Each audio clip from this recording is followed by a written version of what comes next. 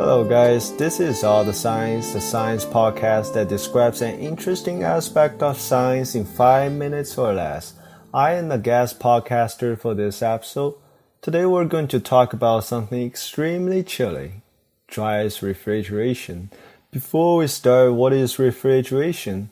Scientifically, refrigeration is defined as the technology of maintaining the temperature of a particular space lower than the surrounding space. The most common application is household refrigerators and air conditioners. The reason why refrigeration is needed is because matters have a tendency to attain heat from the atmosphere.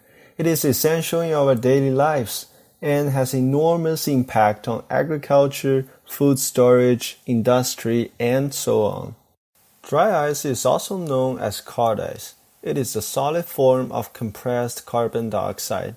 It has a much lower temperature than water ice, around minus 78 degrees Celsius at Earth's atmospheric pressures. It was first discovered in 1835 by French inventor Adrien Jean-Pierre Thiloria, who found small particles in a container full of liquid carbon dioxide. He named the particles dry ice. Compared to water ice, its advantage is that it leaves no residue as it directly turns into gas from its solid form through a process called sublimation. Dry ice refrigeration is the technique of using dry ice to cool down matters. Since its low temperature, gloves are needed when you handle dry ice, otherwise it may cause frostbite. It is widely used to preserve frozen food, especially in aircraft transportation. The blocks of dry ice are inserted between food, and when it is submitted from its solid to gas form, it absorbs the heat. Sublimation happens when the total pressure of the atmosphere is less than the vapor pressure of compound, and melting has not yet happened because it is not hot enough. One of the misconceptions about dry ice is that people usually think the white smoke or fog produced by dry ice is carbon dioxide gas. The fog we see is actually composed by millions of tiny water drops. The water vapor in the air is cooled by the dry ice and condensed into liquid phase. Higher temperature and humidity will accelerate the sublimation process and create even more fog. The technique is often used in theater to create a foggy aura.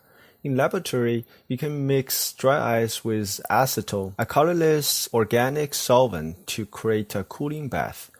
The solution will not freeze because acetone requires a temperature about minus 93 degrees Celsius to begin freezing.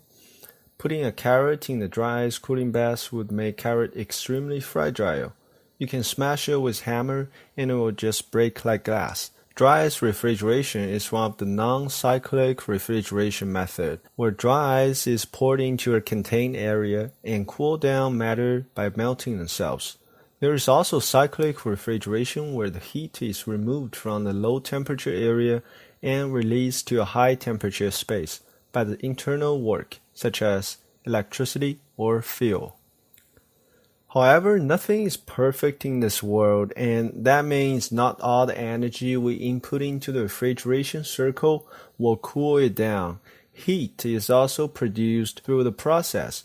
This is why opening a refrigerator for a very long period of time in a hot summer day is probably a bad idea, since your room temperature will be soaring. Apart from this, there are several other methods of refrigeration, like thermoelectric refrigeration, magnetic refrigeration, and so on.